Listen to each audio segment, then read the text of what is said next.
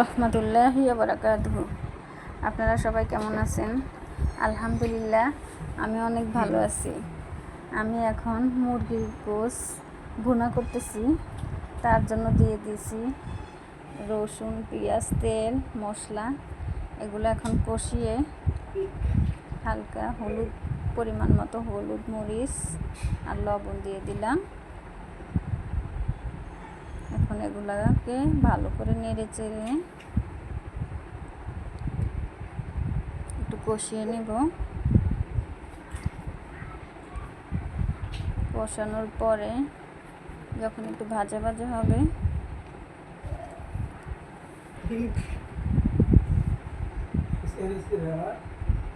ভাজা ভাজা হলে পরিমাণ মতো পানি দিয়ে দেব। এখন আমি মাংসগুলো ছেড়ে দিচ্ছি। মাংসগুলো আস্তে আস্তে দিয়ে দিতেছি। মাংসগুলো দিয়ে নেড়ে চেড়ে ভালো করে নেড়ে চেড়ে দিতেছি।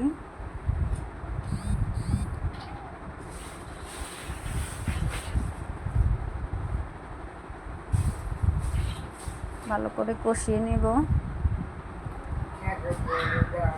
মাংসটা যদি একটু তেলের ভিতরে ভালো করে ভাজা ভাজা করা যায় তাহলে খেতে ভালো লাগে আর মশলার গন্ধটা থাকে না।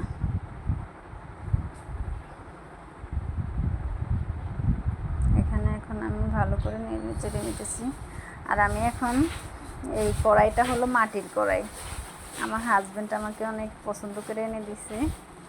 মাটির হাঁড়িতে রান্না করলে আপনার গ্যাস হয় না, তারপরে কোনো অসুখ বিসুখ হয় না। আমি হাঁড়িটা পেয়ে আমার অনেক ভালো লাগছে যে এত সুন্দর একটা কড়াই দেখে আমার অনেক ভালো লাগছে। এখন আমি ঢাকনা দিয়ে ঢেকে দিলাম। এখন এখানে এই পাশে চুলায় আমি কলার মোচা ভাজবো। সবাই তো চিংড়ি মাছ দিয়ে খায়, আমরাও চিংড়ি মাছ দিয়ে খাই, কিন্তু আজকে আমি মুরগির গোশ দিয়ে ভাজি করব। মুরগির গোশ দিয়ে ভাজি করলে এটা অনেক ভালো লাগে। কেউ কখনো করে নাই, কিন্তু আমি ট্রাই করতেছি। আপনারাও ট্রাই করে দেখবেন, ইনশাল্লাহ ভালো লাগবে। তার জন্য আমি দিয়ে দিলাম পরিমাণ মতো সরিষার তেল। সরিষার তেলটা খেলে আপনার গ্যাস্ট্রিক হয় না, কিন্তু সয়াবিন তেলে অনেক শরীর অসুস্থ হয়। এখন আমি পরিমাণ মতো দিয়ে দিলাম পেঁয়াজ কুচি, কাঁচামরিচ কুচি,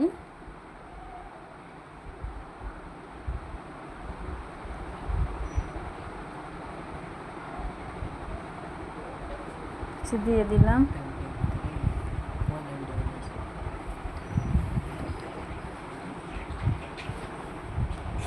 আমি ভাবলাম যে এখান দিয়ে মুরগির গোশটা কষানো হোক, আর এই পাশে তো দুইটা চুলা, তো এই চুলাতে আমি একটু ভেজে নিই, থোরটা ভেজে নিই, তাহলে একসাথে আমার একটু সাশ্রয় হবে সময়টা।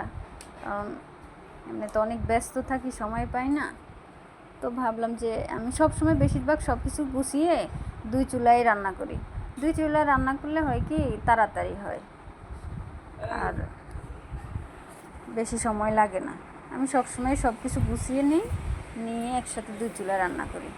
এখন মাংসগুলা কষাইতেছি, কোনো পানি দেইনি, এমনিতেই কষাচ্ছি। ভালো করে ভাজা ভাজা করে নেব যাতে মশলার একটা সুন্দর সেন্ট আসে।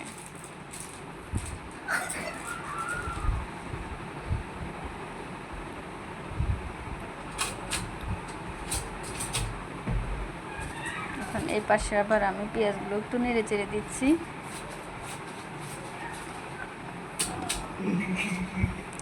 পিসগুলো ভাজা ভাজা করতেছি।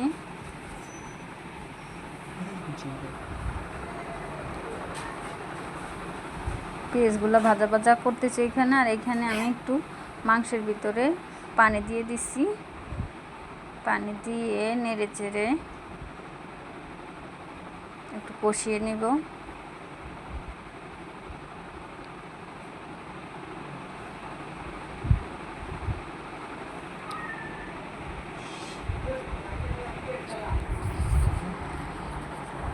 এই পাশে আমি আবার পেঁয়াজগুলো একটু নেড়ে চেড়ে দেব।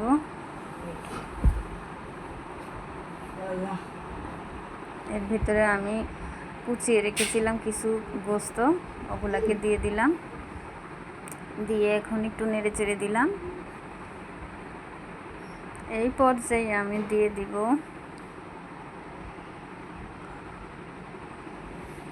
মশলা, দিয়ে দেব একটু আগে ভাজা ভাজা করে নিতেছি একটু মাংসগুলো।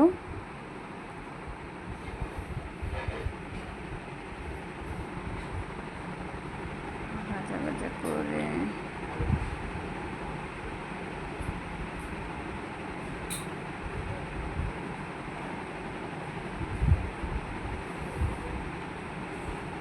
এখন দিয়ে দিচ্ছি পরিমাণ মতো রসুন বাটা, তারপর দিয়ে দেব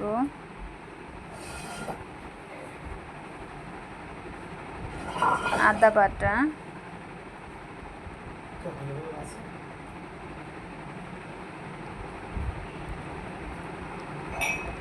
আমি আজকে প্রথম তো ভিডিওটা করতেছি আর এক হাতে মোবাইলটা ধরে ভিডিও করছি আর এক হাতে রান্না করতেছি, এজন্য একটু সমস্যা হয়েছে। আপনারা আমার ভুল ত্রুটি ক্ষমার দৃষ্টিতে দেখবেন, আর সামনের দিকে ইনশাল্লাহ ভালো করার চেষ্টা করব, কারণ প্রথমে তো ধরে কেউ ভালো করতে পারে না, আর আমিও হয়তো আমার অনেক ভুল হয়েছে রান্নাতে। আপনারা প্লিজ ক্ষমার দৃষ্টিতে দেখবেন।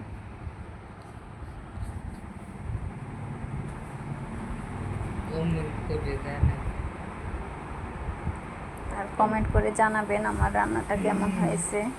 আপনারা কেউ কখনো মোচা দিয়ে, কলার মোচা দিয়ে, বা অনেকে মোচা বলে, অনেকে থোর বলে, যে যাই বলো, কেউ মুরগি দিয়ে রান্না করে বা ভেজে খেয়েছেন কিনা এটা জানাবেন কমেন্ট করে।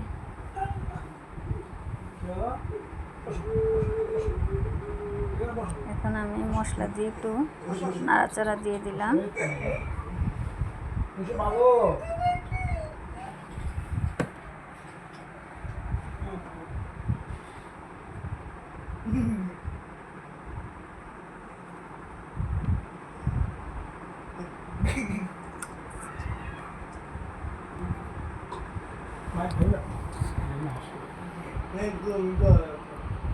এখন আমি পরিমাণ মতো দিয়ে দিচ্ছি হলুদ গুঁড়ো,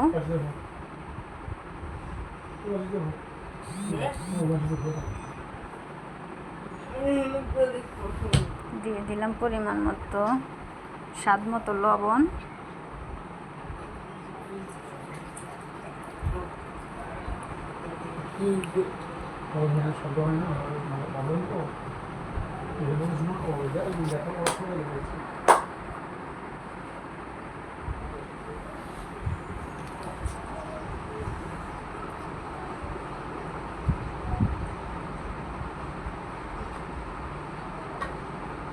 আর আমাদের যারা বড় বোনরা আছেন তারা আমার ভুল ত্রুটি কি যদি হয়ে থাকে তাহলে কমেন্টে জানাবেন, ইনশাল্লাহ আমি সামনে ভালো করার চেষ্টা করব।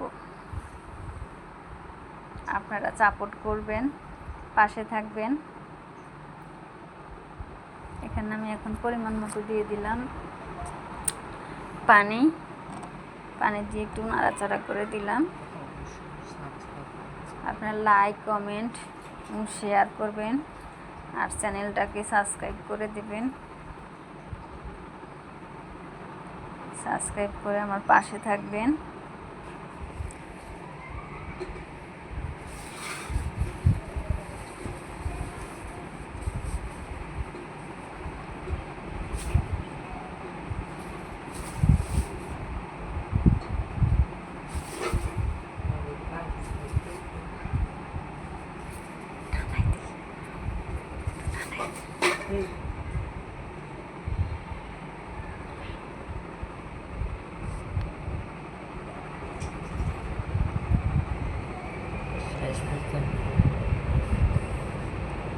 এখন আমার মুরগিটা কষানো হয়ে গেছে, এখন আমি দিয়ে দিলাম কলার মোচা।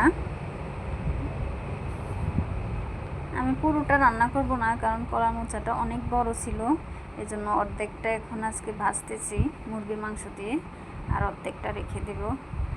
আর কলার মোচার ভিতরে যে ফুলটা থাকে আমাদের দেশে কখনো কেউ খায় নাই, কিন্তু এটা আমি ঢাকায় এসে প্রথমে দেখলাম যে কলার মোচার চেয়ে ফুলটা বেশি পছন্দ করে খায়। তো আমি ঢাকায় এসে শিখলাম যে কলার ফুলটা খায়। তো আমি রেখে দিয়েছি সিদ্ধ করে, সেটা আল্লাহ রহমতে কালকে রান্না করব। চিংড়ি মাছ আর একটা আলু দিয়ে রান্না করব, সেই রেসিপিটা আপনাদের সাথে আমি শেয়ার করব ইনশাল্লাহ। নাড়াচাড়া করে মশলাগুলো মিক্স করে দিতেছি যাতে সব জায়গায় ভালো মতো মশলাগুলো লাগে, কারণ মশলাটা শুকিয়ে গেছে তো, এই জন্য দেখা যায় ভালো করে নাড়াচাড়া না করলে কোনো জায়গায় হবে আবার কোনো জায়গায় হবে না, খেতে তখন ভালো লাগবে না। ভালো করে নাড়াচাড়া করে দিছি, এখন সুন্দর সব কিছু পারফেক্ট হয়ে গেছে, এখন শুকনো শুকনো হয়েছে। এই পাশে আমি মুরগিটা বসিয়েছিলাম, এখন একটু নাড়াচাড়া করে দিলাম। আমি ঝোল রাখবো না, একদম শুকনো শুকনো করে রান্না করবো। আমার হাজব্যান্ড বলছে যে, আমি চেয়েছিলাম একটা আলু দিতে, তো আমাকে বললো যে না আলু দিও না, এমনি শুকনো শুকনো করে রান্না করো। অল্প একটু রান্না করছি রাতে, আমি রাত্রের রান্না রাত্রেই করি, আর সকালে তো আমরা আবার নাস্তা খাই, এজন্য আমাদের খাওয়া হয় না, এজন্য অল্প পরিমাণে রান্না করছি শুধু রাতের জন্য। এখন আমার এখানে মোচাটা ভাজা কমপ্লিট হয়েছে।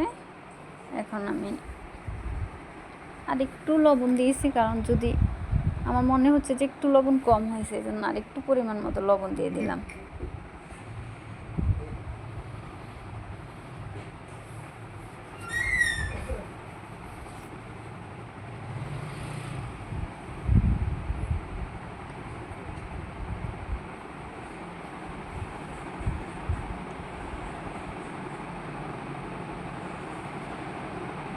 ভালো করে নাড়াচাড়া করে দিলাম। এগুলো একটু টাইম না দিই।